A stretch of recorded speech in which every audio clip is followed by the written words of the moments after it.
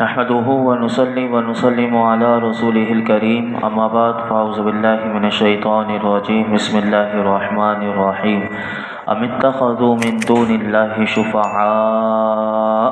قل اولو كانوا لا يملكون شيئا ولا يعقلون قل لله الشفاعة جميعا له ملك السماوات والارض ثم الیہ ترجعون۔ کیا انہوں نے اللہ کے مقابلے میں کچھ سفارشی بنا رکھے ہیں؟ تم فرماؤ کیا اگرچہ وہ کسی چیز کے مالک نہ ہو اور نہ کچھ سمجھ رکھتے ہوں، تم فرماؤ تمام شفاعتوں کا مالک اللہ ہی ہے، اسی کے لیے آسمانوں اور زمین کی بادشاہی ہے، پھر تم اسی کی طرف لوٹائے جاؤ گے۔ ان دو آیت کریمہ میں اللہ رب العالمین نے اپنے محبوب سے فرمایا، اے حبیب صلی اللہ علیہ وسلم، آپ ان مشرکوں سے فرما دیں کیا تم بتوں کو اپنا سفارشی بناتے ہو اگرچہ وہ تمہارے لیے کسی نفع اور نقصان کے مالک نہ ہو، اگرچہ وہ کسی چیز کی سمجھ نہ رکھتے ہوں، اگر تم اس وجہ سے بتوں کی پوجا کرتے ہو کہ وہ تمہیں اللہ کی بارگاہ میں تمہاری سفارش کریں گے، پھر انہیں چھوڑ کر صرف اگر تم اس لیے ان کی پوجا کرتے ہو کہ پھر وہ تمہاری اللہ کی بارگاہ میں سفارش کریں گے، تو پھر انہیں چھوڑ کر صرف اللہ کی عبادت کرنا شروع کر دو اور صرف اسے ہی اپنا معبود مانو، کیونکہ سن لو کہ تمام شفاعتوں کا مالک جو ہے وہ اللہ رب العالمین ہے، اور اس کی بارگاہ میں صرف وہی کسی کی سفارش کر سکے گا کہ جسے اللہ رب العالمین اجازت دے گا اور اس سے اللہ راضی ہوگا۔ آسمانوں اور زمینوں میں صرف اللہ ہی کی سلطنت اور بادشاہت ہے، اور تمہارے باطل معبودوں کو ذرہ برابر کی بھی بادشاہت زمین و آسمان میں حاصل نہیں، لہٰذا اللہ نے فرمایا کہ تم اسی کی عبادت کرو کہ جس کی بادشاہت ہے، جو تمہیں دنیا میں اور مرنے کے بعد اپنی طرف لوٹتے وقت بھی اور نفع اور نقصان پہنچانے کی قدرت رکھتا ہے، کیونکہ مرنے کے بعد تمہیں اسی کی طرف لوٹنا ہے۔ تو یہاں ان مشرکوں کا رد کیا گیا کہ جو باطل معبودوں کو اپنا سفارشی مانتے تھے۔ اس آیت کریمہ میں اللہ تعالیٰ نے یہ پیغام دیا کہ اللہ کی بارگاہ میں حاجات جو ہوگی اور جو شفاعت جو کرے گا وہ اللہ کے اذن سے کرے گا، اللہ کے اذن کے بغیر کوئی شفاعت نہیں کرے گا۔ اور یہ باطل معبود یہ تو اتنے بے بس ہیں کہ جسے ہاتھوں سے بنایا جائے اور پھر اس سے امید رکھی جائے، تو اس سے بڑی بے وقوفی کیا ہوگی۔ پھر اللہ تعالیٰ نے آگے کیا ارشاد فرمایا، سنیے، فرمایا وَإِذَا ذُكِرَ اللَّهُ وَحْدَهُ اشْمَأَزَّتْ قُلُوبُ الَّذِينَ لَا يُؤْمِنُونَ بِالْآخِرَةِ وَإِذَا ذُكِرَ الَّذِينَ مِن دُونِهِ إِذَا هُمْ يَسْتَبْشِرُونَ۔ جب ایک اللہ کا ذکر کیا جاتا ہے تو آخرت پر ایمان نہ لانے والوں کے دل متنفر ہو جاتے ہیں، اور جب اللہ کے سوا اوروں کا ذکر ہوتا ہے تو اس وقت وہ خوش ہو جاتے ہیں۔ یہ اس آیت کریمہ میں مشرکین کے برے اعمال کی ایک قسم اللہ نے بیان کی کہ مشرکین جو برے اعمال کرتے ہیں ان میں سے ایک عمل ان کا یہ برا عمل ہے کہ جب اللہ کا ذکر کیا جاتا ہے تو وہ تنہا معبود جو مالک ہے، تو منکرین آخرت جو آخرت کو نہیں مانتے، جو آخرت کا انکار کرنے والے ہیں، اللہ نے فرمایا ان کافروں کے دلوں میں ذکر خدا سے نفرت پیدا ہوتی ہے اور ان کے سینوں میں گھٹن محسوس ہوتی ہے، اور وہ اپنے دل کو تنگ اور پریشان وہ ہو جاتے ہیں، اور پریشانی اور ناگواری کے اثرات جو ہیں وہ ان کے چہروں پر پتہ چل جاتے ہیں، اور جب اللہ کے بجائے ان کے بتوں کا ذکر کیا جائے تو اس وقت وہ خوش ہوتے ہیں اور اپنے دلوں میں بڑی فرحت محسوس کرتے ہیں۔ فرمایا یہ ان کی جہالت اور حماقت کی سب سے بڑی دلیل ہے، کیونکہ اللہ کا ذکر تو سب سے بڑی سعادت، تمام بھلائیوں کی بنیاد اور دلوں کی ٹھنڈک ہے،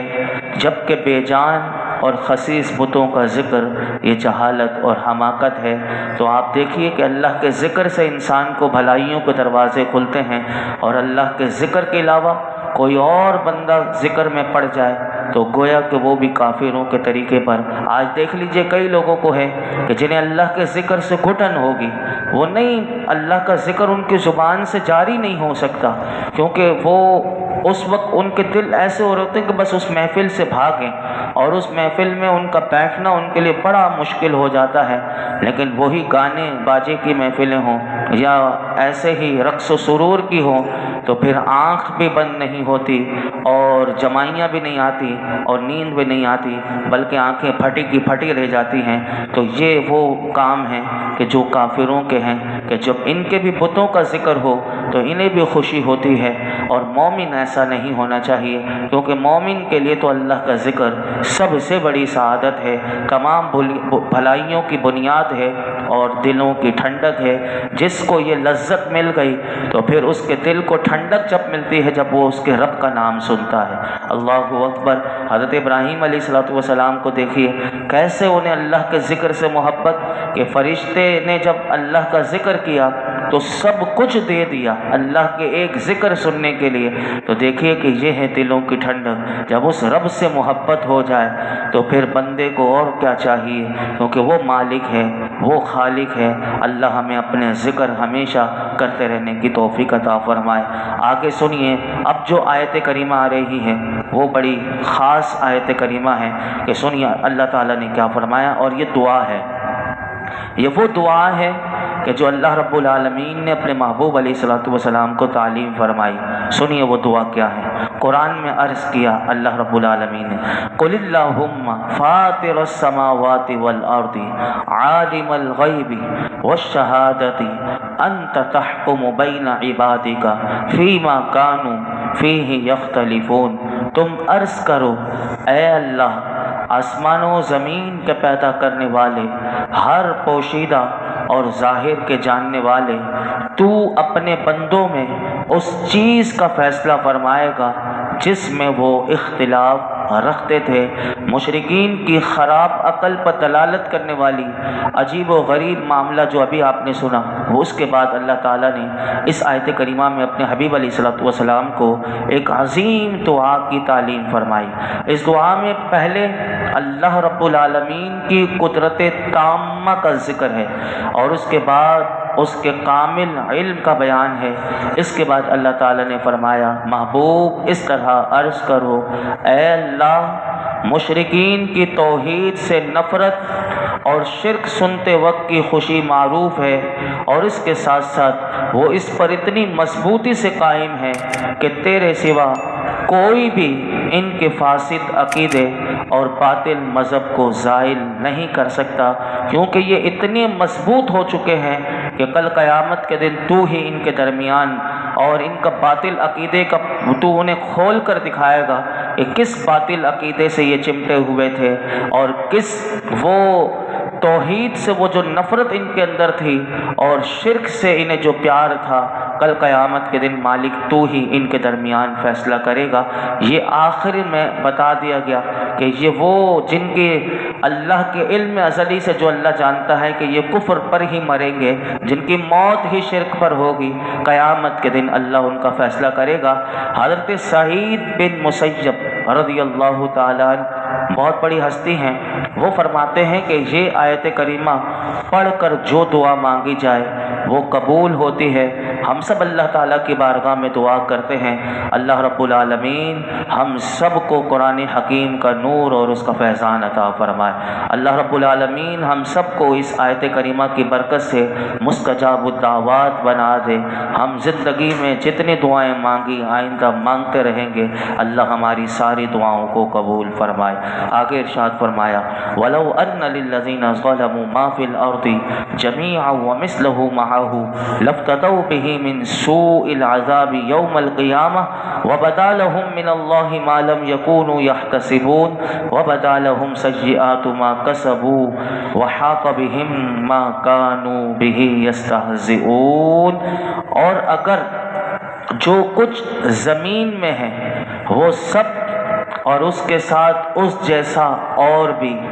ظالموں کی ملک میں ہوتا تو قیامت کے دن بڑے عذاب کے سے چھٹکارے کے عوض وہ سب کا سب دے دیتے ہیں، اور ان کے لیے اللہ کی طرف سے وہ ظاہر ہوگا کہ جس کا انہوں نے سوچا بھی نہیں تھا، اور ان پر ان کے کمائے ہوئے برے اعمال کھل گئے، اور ان پر وہی آ پڑا کہ جس کا وہ مذاق اڑاتے تھے۔ اللہ اکبر۔ ان دو آیت کریمہ میں اللہ تعالیٰ نے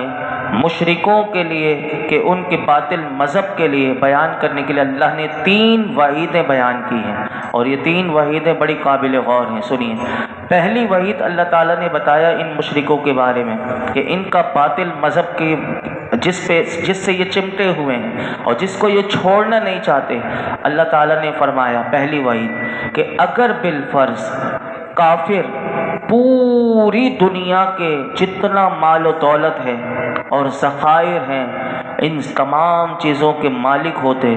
اور اتنا ہی ڈبل ان میں اور مل جاتا، وہ بھی ان کی ملک میں ہوتا، تو فرمایا قیامت کے دن جو اللہ کا جو بڑا عذاب ہے اس سے چھٹکارے کے عوض میں وہ سارا کا سارا دے دیتے، یعنی قیامت کے دن۔ تو فرمایا تاکہ یہ کسی طرح یہ ساری دنیا کا مال و دولت جو ڈبل ان کے پاس ہوتا، تاکہ یہ دے کر وہ اللہ کے اس عذاب عظیم سے انہیں رہائی مل جاتی، تو فرمایا قیامت کے دن ان سے وہ قبول نہیں کیا جائے گا۔ پہلی وعید اللہ نے یہ بیان کی۔ دوسری وعید ان آیت کریمہ میں 2 میں یہ فرمایا کہ بروز قیامت ان کے لیے اللہ کی طرف سے وہ ظاہر ہوگا کہ جس کا انہوں نے سوچا بھی نہیں تھا۔ علماء کہتے ہیں اس کا معنی یہ ہے کہ ان کے لیے ایسے ایسے شدید عذاب اللہ کی طرف سے ظاہر ہوں گے کہ جن کا انہیں خیال بھی نہ تھا۔ جیسے میں نے ابھی پیچھے 2-4 جو دن پہلے آپ کو ایک عذاب کے بارے میں بتایا تھا کہ صرف صندوق میں ہی ڈال کر صندوق دوسرے صندوق میں آگ لگا دی جائے تو کیسا عذاب ہوگا، اور اللہ کے تو شدید قسم کے عذاب ان کے لیے ظاہر ہوں گے جس کا انہیں خیال بھی نہیں ہوگا۔ تیسری وعید اللہ تعالیٰ نے یہ بیان کی کہ ان پر ان کے برے اعمال کے آثار ظاہر ہو جائیں گے جو انہوں نے دنیا میں کیے تھے، جیسے اللہ کے ساتھ شریک کرنا، اللہ کے دوستوں پر ظلم کرنا، اور نبی اکرم صلی اللہ علیہ وسلم کی خبر دینے کے پر کہ اللہ کا عذاب حق ہے، لیکن وہ اس عذاب کا مذاق اڑایا کرتے تھے۔ فرمایا وہی عذاب ان مشرکین کو گھیر لے گا، اور فرمایا کہ مشرکین گمان کرتے ہوں گے کل قیامت کے دن کہ ان کے پاس نیکیاں ہوں گی، یعنی دنیا میں آج بھی بہت سے کام کرتے ہیں، بہت سے کافر اچھے کام کرتے ہیں، تو قیامت کے دن ان کے گمان میں یہ ہوگا کہ ان کے پاس نیکیاں ہیں، لیکن جب نامہ اعمال کھولیں گے تو فرمایا بدیاں ظاہر ہوں گی۔ اللہ اکبر۔ علماء کہتے ہیں یہ جو جملہ ہے نا وَبَدَا لَهُم مِّنَ اللَّهِ مَا لَمْ يَكُونُوا يَحْتَسِبُونَ، کہ ان کے لیے اللہ کی طرف سے وہ ظاہر ہوگا کہ جس کا انہوں نے سوچا بھی نہیں ہوگا۔ یہ اگرچہ مشرکین کے لیے وعید ہے، لیکن ہم مسلمانوں کے لیے بھی اس آیت کریمہ کے اس جملے میں بڑی عبرت اور نصیحت ہے۔ ہمیں بھی چاہیے کہ ہم نیک اعمال کے بارے میں اللہ کی خفیہ تدبیر سے ڈرتے رہے۔ ہمارے بزرگان دین ان قرآن کو ایسے پڑھتے تھے کہ یہ مشرکوں کے لیے آیتیں نازل ہوئیں، لیکن وہ اپنے اوپر بھی رکھ کر وہ قرآن کو ایسے سوچا کرتے تھے، جیسے کہ میں ایک جھلک آپ کو دکھاتا ہوں کہ حضرت محمد بن منقدر رحمۃ اللہ تعالی علیہ کے وصال کا وقت قریب آیا، یہ اللہ کے ولی ہیں، تو آپ رونے لگے، بہت زیادہ رونے لگے۔ تو لوگوں نے پوچھا کہ آپ کیوں اتنا رو رہے ہیں؟ تو فرمایا میرے پیش نظر قرآن کی یہ آیت کریمہ وَبَدَا لَهُم مِّنَ اللَّهِ مَا لَمْ يَكُونُوا يَحْتَسِبُونَ۔ اب دیکھیے موت کے وقت بھی قرآن کیسے گھوم رہا ہے اور اس کا ترجمہ کیسے آنکھوں کے سامنے ہے کہ فرمایا لوگوں کو بتایا کہ یہ قرآن کی آیت میرے پیش نظر ہے کہ